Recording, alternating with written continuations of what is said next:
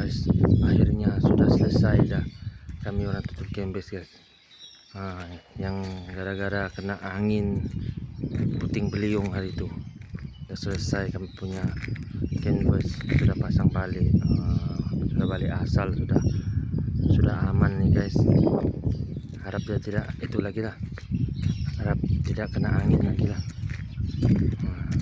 Pokok tinggi kami orang punya arang nih guys.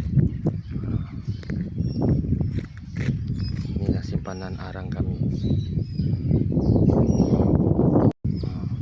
tinggi guys. Nasiblah sudah selesai. Kami 3 orang saja nih. Bayangkan 3 orang saja yang pasang canvas ini guys. Berapa luas nih.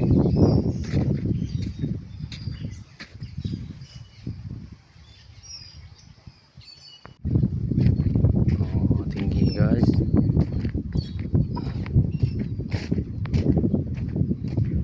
Ini pembatasan kami dengan ini diorang yang jual batu nih.